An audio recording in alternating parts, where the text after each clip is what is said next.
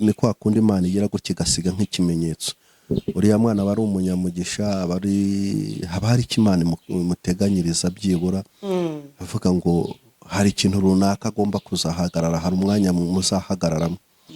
Ahubwo uriya mwana abantu bagifite umutima w'abantu, uriya mwana akwiye kwitabwaho. Uriya mwana ni imbuto ikomeye y'ejo hazaza, kuko iyo ukurikije ahantu yavuye n'uburyo yarokotsemo, usanga ko Imana imufiteho umugambi. Buriya abantu bo hambere iyo babonaga ikintu gitangaje cyangwa kigitangaza, sibyo, yaba ku mwana cyane cyane ku bana niho bakundaga kugira. Uriya mwana bakabona avutse mu buryo budasanzwe, urumva, akavuka nka nyina agahita apfa, akagira gutya akagira ikindi kibazo, ugasanga hari uburyo bamubungabungaga, hari uburyo imiryango yamwitwararikaga, hari uburyo imiryango yamufataga, cyangwa abantu bavukanaga ibimenyetso bidasanzwe. Aho bantu hari uburyo imiryango yabatwaraga. Uriya mwana rero nawe yagakwiye kwitabwaho, agakurikiranwa, tukazareba ikintu azavamo rwose. Hari umuntu udafite icyo azavamo muri iyi si. Ntabwo ariko twese tuvamo ibintu bimwe. Niyo mpamvu uzasanga umwe ari umunyamakuru, uzasanga ari iki, ariko buryo Imana izatora. Reka turebe wenda tujye duhera ku ngero nka dufite zaba izo muri Bibiliya cyangwa se mu bindi bitandukanye. Reba Yezu Kristo ajya kuvuka, akavukira i Betelehemu, ntabwo yavutse nk'abandi bana. Yaravutse avukira ahantu hasanzwe, twanavuga ngo hasuzuguritse. Ariko byagenze gute? Ntihahise haza se abashumba bakaza yari umwana w'Imana nyine. Niyo mpamvu mvuga ngo ni umuntu udasanzwe. Iyo havutse umuntu udasanzwe, hari ibimenyetso bidasanzwe bibaho. None se umushumba, yes, uriya mushumba wari uragiye intama, bari mu baragiye amatungo yabo, bari mu cyanya, badafite naho bahurira no mu rugo. Umushumba tuzi ko ari umwe mu bantu batagira amakuru. Wavuga gute, wasobanura gute ko yamenye ko Yezu Kristo yavutse, ndetse bakajya kumushengera no kumuramya? Voilà, n'uriya mwana n'Imana yamurokoye. Kuko reka mbabwira akantu kamwe, hari abantu bavuga ko uriya mubyeyi ari yakoze ikintu cy'ubutwari, yakize reflexion yihuse, agahita uriya mwana akabasha kumurekura, akavuga ati ibyo ari byo byose, aho kugira ngo dupfire hamwe, reka muzibukire agende, n'ubundi n'ugupfa na gupfa nagwa hariya, ariko twe kugwa hamwe, ye kungwa mu ntoki. Urumva, niyo reflexion yagize. Hari abantu bagira burya reflexion mu bitekerezo yihuta. Biriya bintu bijya binyibutsa, buriya iriya nkuru nge narayibonye, sinabaye shoke kubera ko nabonye iriya mpanuka, kuko impanuka zo tujya tuzibona nyinshi. Amaraso twabonye menshi, ariko hariho ikintu gihita kigutangaza. Njya nibuka igihe kimwe, wenda ngendeye ku mateka yanjye, muri 1992 Jenoside rwose batangiye kwitegura, wajya kubona. Reka tubashimire kandi tubifurize igitondo cyiza, mwe mukunda kandi mugakurikirana ibiganiro bica kuri Mika TV show. Nizere ko ahantu hose muri amahoro, nizere ko Uwiteka akibarinze, by'umwihariko mwe mwakoze subscribe kuri iyi channel, waba uri mu Rwanda cyangwa uri hanze y'u Rwanda, tuguhaye ikaze muri iki kiganiro. Kuri kamera zacu dufite umusesenguzi wacu nk'uko bisanzwe. Tumaze iminsi tutabaho ibiganiro, ariko twagarutse, twari duhuze, ariko twagarutse. Imana ishimwe ko twagarutse amahoro. Tuguhaye ikaze mu kiganiro. Yakoze cyane, ndabashimiye. Shimwe inshuti zacu aho muri hirya no hino, murabizi abari mu mahanga, abari mu Rwanda, hirya no hino, bose turabashimiye. Mugire ibihe byiza. Uko mudukunda natwe turabakunda kandi ya. Nabonye hari umuntu wamamagaye ejo bundi ari kumbaza ibintu bijyanye no kuba tutari gukora ibiganiro by'isesengura. Basha kumusobanurira, arambwira ati reka mugire vuba muve muri ibyo murimo. Nuko twagarutse rero, twakumviye n'abandi bari baracecetse ariko baba barabuze uko babitubwira. Nuko byari bimeze. Turagarutse. Buriya hari ikintu kimwe abantu bagomba kumenya kuri YouTube. Umaze iminsi 2 nta n'akantu ushyizeho, YouTube yawe iramanuka. Ntago bakurekomanda. byanze bikunze. Ari nabyo bintu turi guhura nabyo muri iyi minsi, ariko Imana izadufasha tubivemo. Rero hari igihe noneho bikwamira, bya bintu bita ngo gukwamira. Hari abantu bazi ko YouTube ari imikino, na monetization barayikwima, ugasigara hasi kandi ufite nk'ibihumbi 10 na monetization bakayikwima, ukongera ugatangira zero. Ushaka ya masaha y'ibihumbi 4 kugira ngo utangire uhembwe. Ntago kuri YouTube ari imikino. Bara niyo mpamvu rimwe na rimwe umuntu ajya anyuzamo agashyiraho n'ibyo abonye, kugira ngo nyine bamwe ubereka ko uri mu kazi. Hanyuma rero twagiye, iramanuka yabereye hariya hantu. Iriya bisi warayibonye? Narayibonye. Ni impanuka iteye ubwoba, ariko nanone bitewe n'ahantu yabereye, ni ibintu bidatunguranye cyane ku bantu bagenda muri kiriya gice cy'amajyaruguru. Ahubwo ukaba wibaza ngo ubundi hariya n'ahantu mu kugenda hagenda hagomba kwitonderwa, n'ahantu nanone hasaba kuriya muhanda ibice binini bagakwishyizweho ama protection, amagarde fou, kugira ngo abantu barusheho kugenda bahageze gute baba bahitwararitse. Ngira ngo rero uko iriya mpanuka yabaye nuko abantu babivuze, ngira ngo mwumva yuko hasa nkaho habaye wenda uburangare cyangwa se gukora amakosa yo mu muhanda asanzwe, ariko noneho umuntu akora amakosa yitaga mato, ariko ashiduka icyavuyemo kirenze uko yabitekerezaga. Yego. So rero bivuga ko uriya mu shoferi yashatse yadepashije adepasa kandi mu mwanya utaragombaga kudepaswamo, birangira rero yisanze yagiye munsi y'umuhanda. So munsi y'umuhanda rero bikuwe n'uko uriya misozi iteye n'ibiki, uramutse ugeze hariya nyine byanze bikunze ukora deka, urana n'ibibazo. Kuvuga ngo rero ikindi bundi nigeze kubona mu minsi ariko yashize, ikigaragara nuko yadepanshije mu ikorosi.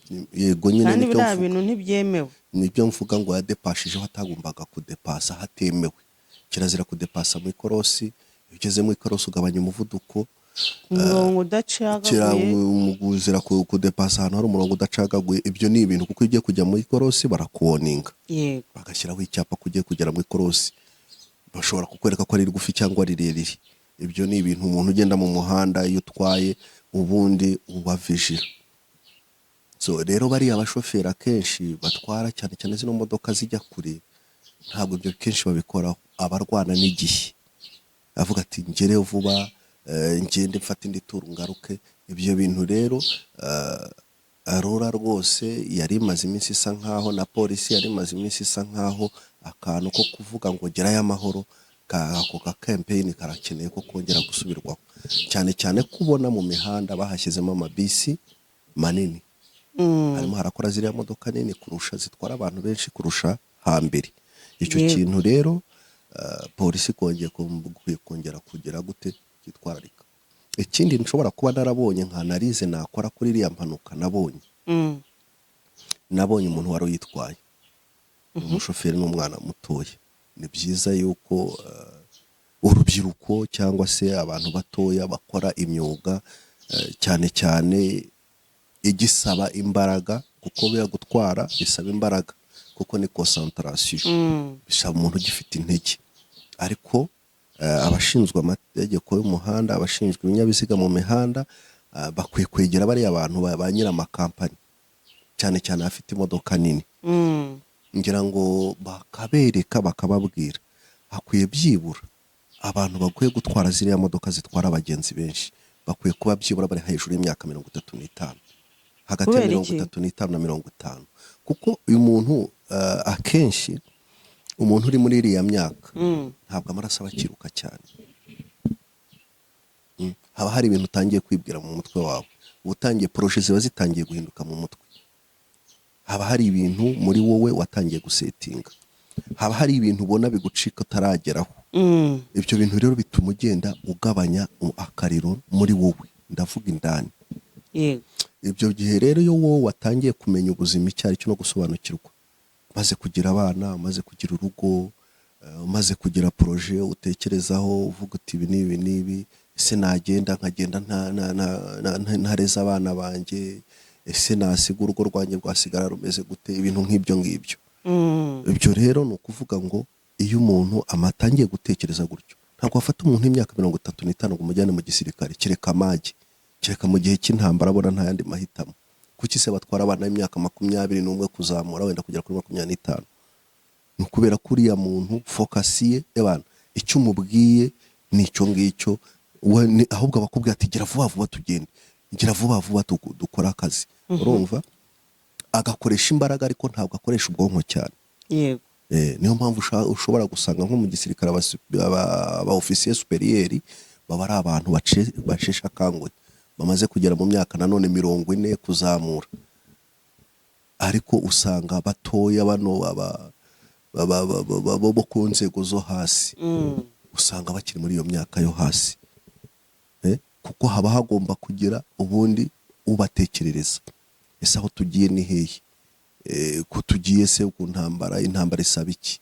Ese ahangaha turi, ese ko tubona ku mpande zombi urugamba rwakomeye nta ushaka kurekura, dukomeze cyangwa se dusubira inyuma twongere dushaka izindi ntege kuko tubona imbere bitameze neza.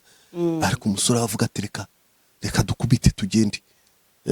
Kandi noneho ibyo ugiyemo tekereza ko ugomba kubikora, ko ugomba gutekereza ku buzima, ugomba gusubira inyuma.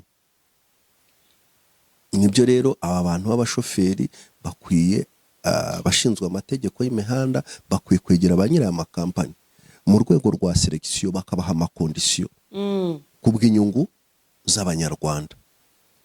Ariko ari amabisi rero manini, nubwo yaje gukemura ibibazo ko yaje no kubiteza. Uri impanuka ya bisi nini na bisi ntoya biratandukanye. Reka twe kuvuga ngo no kubiteza, kuko ingendo urabona mu Rwanda, ingendo haba no mu giturage na hehe, ingendo abanyarwanda basigaye batunzwe no kugera ku mpande nyinshi, sibyo? Umuntu ashobora kuba atuye mu majyepfo agahahira mu majyaruguru, umuntu wo mu majyaruguru ashobora kuba atuye hariya agahahira mu burasirazuba. Muri weekend bigasaba yuko agiwe ariho yubatse, bigasaba yuko wenda nyuma ya weekend agaruka mu kazi. Ibyo ngibyo n'ubundi buzima bwa buri munsi. So hari hakenewe imodoka nini, ibyo ni ukuri ko ari zari zikenewe. Ariko ikibazo gihari ni ikihe? Ahubwo management ya ziriya modoka zitwara bari abantu banini kwikoza impanuka, ikora impanuka kandi ikabambi, ni iki kirimo gikorwa, ni iki gikwiye gukorwa kugira ngo harengerwe ubuzima bw'abantu bazigendamo. Ziriya modoka turabyemera zizuje ubuziranenge rwose, iyo igiyemo wumva ko imodoka iri comfortable, wumva ari imodoka yihuta, wumva ari imodoka ishobora gukora urugendo rurerure, ni imodoka ugenda wicaye neza ntugira amavunane. Ariko rero management y'abazitwara ni iyihe? Kuko ibyo twese tuzigendamo turabizi, turabibona. Nimba tubibona rero, sinzi nimba ari uko wenda abagenzi badatanga, kugera gutyo ukabona umushoferi ageze nk'ahantu akadepasa, nawe utwara imodoka ukavuga uti no adepashije nabi, gitahura n'ikamye. Hari ino mihanda igendamo imodoka nini, nk'uko umuntu aradepasa mu ikorosi cyangwa yaba yihuta ajya gukora ku kariro kubera ko wari uri ku muvuduko wo hejuru, ugakoraho ugashiduka warenze umuhanda. So kubw'inyungu rero z'abanyarwanda, kiriya kibazo rura na polisi bakwiye kukivangamo, bakegera bari abantu kugira ngo hagabanuke ziriya mpanuka za buri munsi. Bari 52 ngo harokotsemo nawe ni umurami. Ubundi urebye aho yamanutse n'uburyo yibiriyanduye 1 2 3 4 5, nta numwe wakabaye waravuyemo. Ni umurame nyine, ni nka bya bindi, ni inkirira hatoye. Abantu benshi bakomeje kugaruka ku mubyeyi wari uri muri ya modoka afite uruhinja, abonye ko byarangiye ahitamo gufungura idirishya ajugunya uruhinja rwo ni ruzima. Ngira ngo mu bantu barokotse n'urwo ruhinja hari n'urwa kabiri. Umubyeyi aza kwitaba Imana ari wenyine. Ariko uruhinja imana urebe ukuntu imana ijya ikora ibitangaza. Yararujugunye ntirwagwa ku giti, ntirwagwa he, ruragenda rubaho. biriya ni iby'Imana ikora nyine bijya bidutangaza. Uriya nyine azitwa uzaribara, ni kwa kundi Imana igira gutya igasiga nk'ikimenyetso. Uriya mwana aba ari umunyamugisha, haba hari icyo Imana imuteganyiriza byibura, avuga ngo hari ikintu runaka agomba kuzahagarara, hari umwanya muzahagararamo. Ahubwo uriya mwana abantu bagifite umutima w'abantu, uriya mwana akwiye kwitabwaho. Uriya mwana ni imbuto ikomeye y'ejo hazaza, kuko iyo ukurikije ahantu yavuye n'uburyo yarokotsemo, usanga ko Imana imufiteho umugambi. Uriya abantu bo hambere iyo babonaga ikintu gitangaje cyangwa kigitangaza, sibyo, yaba ku mwana cyane cyane ku bana niho bakundaga kugira. Uriya mwana bakabona avutse mu buryo budasanzwe, urumva, akavuka nka nyina agahita apfa, akagira gutya, akagira ikindi kibazo, ugasanga hari uburyo bamubungabungaga, hari uburyo imiryango yamwitwararikaga, hari uburyo imiryango yamufataga, cyangwa abantu bavukanaga ibimenyetso bidasanzwe. Aho bantu hari uburyo imiryango yabatwaraga. Uriya mwana rero nawe yagakwiye kwitabwaho, agakurikiranwa, tukazareba ikintu azavamo rwose. Hari umuntu udafite icyo azavamo muri iyi si. Ntabwo ariko twese tuvamo ibintu bimwe. Niyo mpamvu uzasanga umwe ari umunyamakuru, uzasanga ari iki, ariko buryo Imana izatore. Reka turebe wenda tujye duhera ku ngero nka dufite zaba izo muri Bibiliya cyangwa se mu bindi bitandukanye. Reba Yezu Kristo ajya kuvuka, akavukira i Betelehemu, ntabwo yavutse nk'abandi bana. Yaravutse avukira ahantu hasanzwe, twanavuga ngo hasuzuguritse. Ariko byagenze gute? Ntihahise haza se abashumba bakaza yari umwana w'Imana nyine. Niyo mpamvu mvuga ngo ni umuntu udasanzwe. Iyo havutse umuntu udasanzwe, hari ibimenyetso bidasanzwe bibaho. None se umushumba, uriya mushumba wari uragiye intama, bari baragiye amatungo yabo bari mu cyanya, badafite naho bahurira no mu rugo. Umushumba tuzi ko ari umwe mu bantu batagira amakuru. Wavuga gute, wasobanura gute ko yamenye ko Yezu Kristo yavutse, ndetse bakajya kumushengera no kumuramya? Voilà, n'uriya mwana n'Imana yamurokoye. Kuko reka mbabwira akantu kamwe, hari abantu bavuga ko uriya mubyeyi yakoze ikintu cy'ubutwari, yakize reflexion yihuse, agahita uriya mwana akabasha kumurekura, akavuga ati ibyo ari byo byose, aho kugira ngo dupfire hamwe, reka muzibukire agende, n'ubundi n'ugupfa nagupfa, nagwa hariya ariko twe kugwa hamwe, ye kungwa mu ntoki. Urumva, niyo reflexion yagize. Hari abantu bagira burya reflexion mu bitekerezo yihuta. Biriya bintu bijya binyibutsa, buriya iriya nkuru ngiye narayibonye, sinabaye shoke kubera ko nabonye iriya mpanuka, kuko impanuka zo tujya tuzibona nyinshi. Amaraso twabonye menshi, ariko hariho ikintu gihita kigutangaza. Njya nibuka igihe kimwe, wenda ngendeye ku mateka yanjye, muri 1992 jenoside rwose batangiye kwitegura, wajya kubona ibitero byaraje, bimaze bitera ku musozi we wacu. Igihe cyarageze, abantu birwanaho, ariko babona ntabwo biri bushoboke. Ikintu cyabayeho se, papa yahise atubwira ati bana banjye, papa wanjye atubwira ati bana banjye, ati sasa mwe muracyari batoya, nimurekure mwirukanye mugende, wenda muzatarara, ntihazabura uzasigara. Urabyumva? Ariko aratubwiye ngo atitaye yuko tushobora kugira gute, twagera no mu nzira wenda tugahura n'ikindi kibazo. Ariko burya umwana ni umunyamugisha. Umwana ni umunyamugisha. Yararebye aravuga ati aba bana ibyo ari byo byose kugira ngo baze batwicire hamwe, nibatarare buri wese acukwe, undi acukwe. Kandi koko ngira ngo niba yabaye amahirwe yanjye yo kuba nyihumeka. Umubyeyi rero iyo hagize ikintu kiba, umubyeyi aba muri protection y'umwana kurusha uko we yakwiporoteje. yego Umubyeyi ashobora inzara igatera akareba akavuga ngo njyewe reka niyime nk'umwana wanjye. ngira ngo kera abantu bazi inzara bita hari inzara ngo yigeze kuba yitwa Ruzagayura.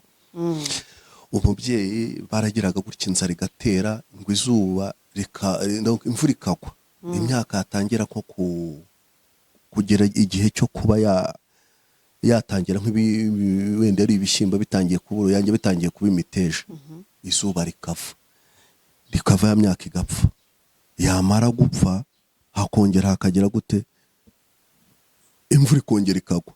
Donc abantu babashije gusavayivinga muri icyo gihe, amateka uko atubwira ni abantu bari batunze inka, kubera yuko byibura muri cya gihe cy'izuba zaranambaga ariko zatangira kugera igihe cyo kubana imvura ikongera ikagwa. So rero ikintu nashaka kuvuga, umubyeyi ahorana igisika cy'umwana, umubyeyi ahorana ikintu cyo kuvuga ngo aporoteje umwana. Icyo gihe ngo ababyeyi, hari umuryango bavuga baragendaga bakajya guhaha iyo ngiyo kure, bakajya guhahira abana, bagakora ingendo zikomeye, bakagenda bagaruka. Ariko hari igihe ngo umubyeyi yageze gutya aratsindwa. Mu gutsindwa kwe abonye ntacyo ari buhe umwana, ikintu yakoze ngo yagize gutya aravuga ati ntabwo aba bana bakwiye gupfa ngo bampfire mu maso mbireba ndi umubyeyi wabo, ahubwo gihe ikintu nkwiye gukora ni iki. Yarababeshye, bafata inkono, kera batekaga mu nkono zibumba, afata inkono arangije ashyiramo amazi, ashyiramo amabuye, asiga abwiye abana be ati nimucanire ndaje ngiye guhaha. Ariko kubera yuko yari azi yuko nta kintu kirimo, mbese ubuzima bwari bwahagaze, yaravuze ati aba bana batangwa mu maso ndeba. Asiga bacaniriye abana bazi yuko batetse ibyo kurya, kandi ari iki, ari amabuye. Aragenda ajya kwiyahura, yiyahura kubera ko abona abana be yanga ko gupfa. Abana twagiye tubona inkuru nyinshi cyane, twagiye tubona nk'abantu basumbirizwa. Ababyeyi noneho byagera ku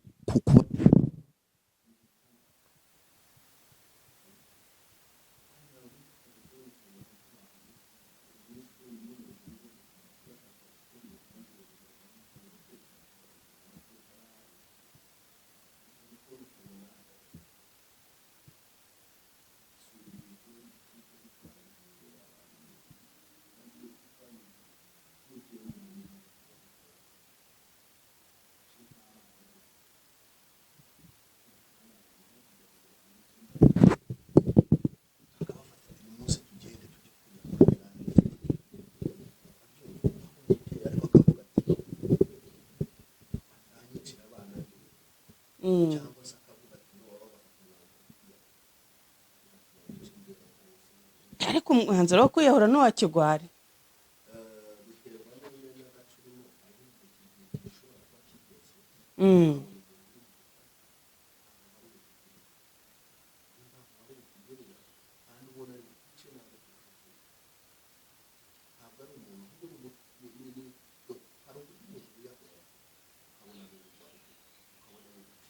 nko kwinaga mu mazi akavuga ati wenda arantembana.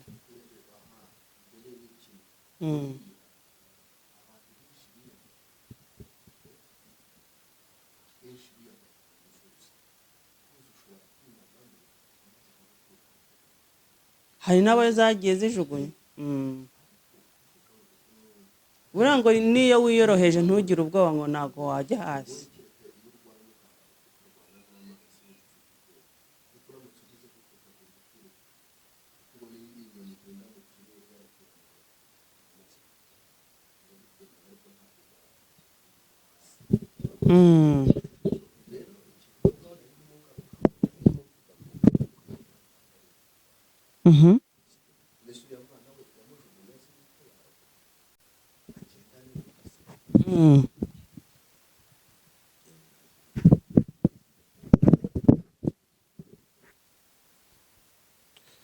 wakwibaza ngo uriya mubyeyi kuki uriya mwana atamufashe bamugumane akamujugunya, yashobora kumushyira no mu gituza aruzarukuka akagumamo akagira protection. Ariko cya kintu cyo kuvuga ngo reka tunyure mu nzira ebyiri, reka dutandukane. yego Ya ni strategy nziza cyane yakoresheje yo kuba yasova uriya mwana. yego Izo ni ingero twagiye tubona mu buryo butandukanye. Iyo abantu bagiye ahantu hamwe, nk'abantu bahungiye ahantu hamwe, haba hari amahirwe benshi yuko bashobora gushirira hamwe.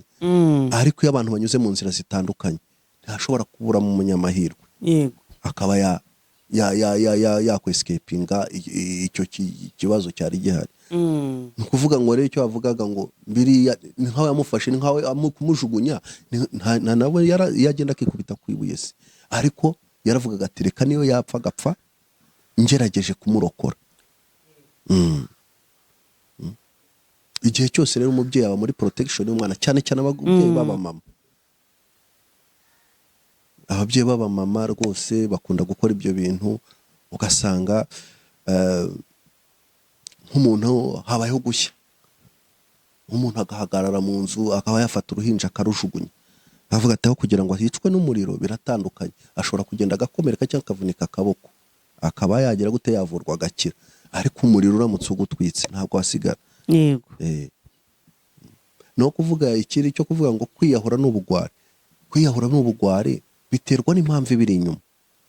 Umuntu ashobora kubona wenda afite ibibazo akimanika mu mugozi, ibyo ngibyo ushobora kubyita ubugwari. Ariko ntiwabona ugiye gufatirwa ku rugamba ufite amabanga y'igihugu kandi umuntu murwana nawe ntabwo ari bukubabarira. Burya birutwa nuko wiyahura ukava mu buzima, kuko haba hari icyo urengera, uburengera igihugu. yego uburengera igihugu, hari amabanga uba ugomba gutanga, akaba yakwica abandi bagenzi bawe cyangwa akaba yatuma igihugu bigira ingaruka ku gihugu. Hari ibyo ushobora kugenda ukajya hariya, imbohe zifatwa kwinshi. Ntimuzabone bariya u Rwanda biriya rukora rugafata abasirikare ba Kongo rukabazana rukabagaburira rukabambika.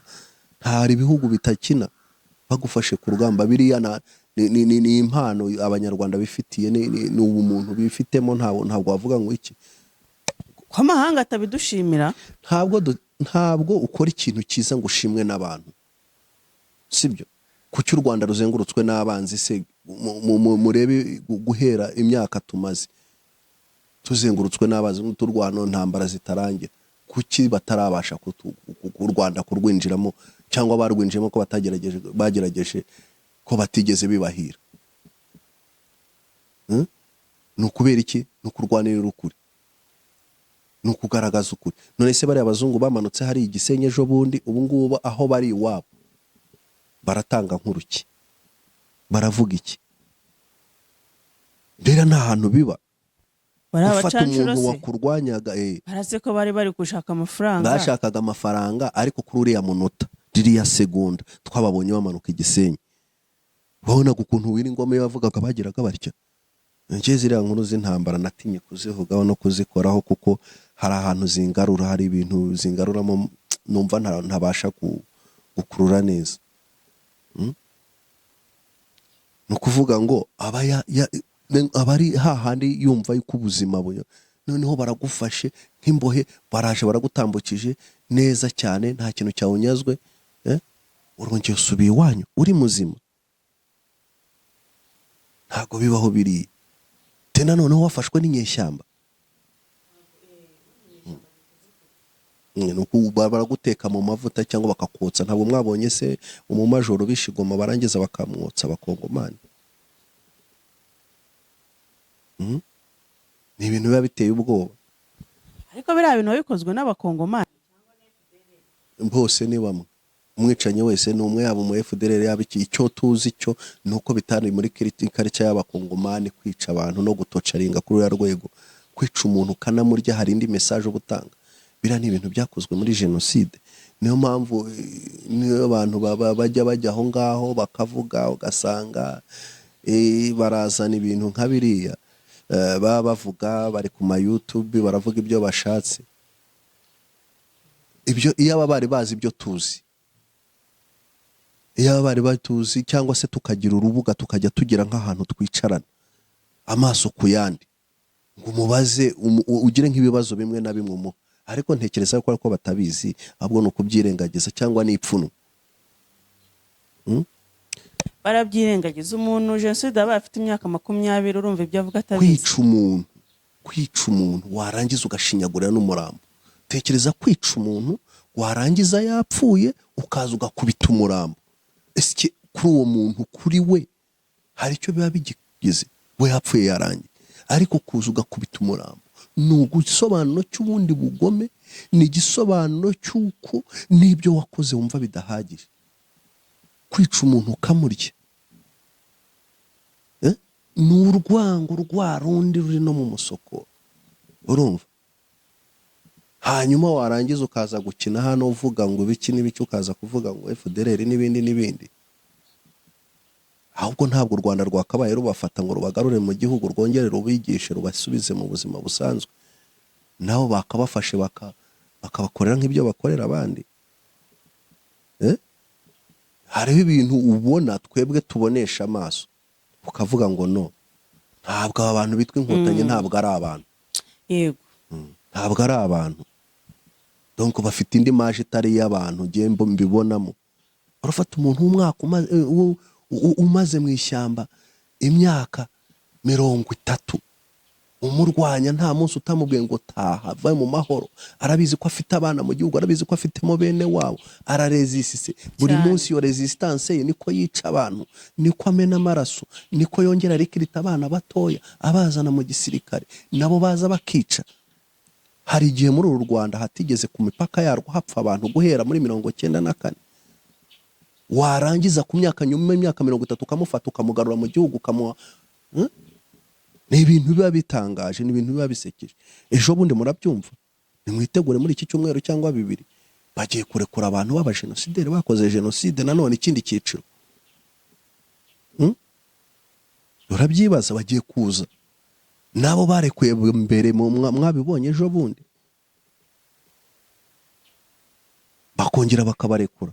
Ese wibwira yuko bayobeye agaciro cyangwa uburemere bw'ibyo bakoze?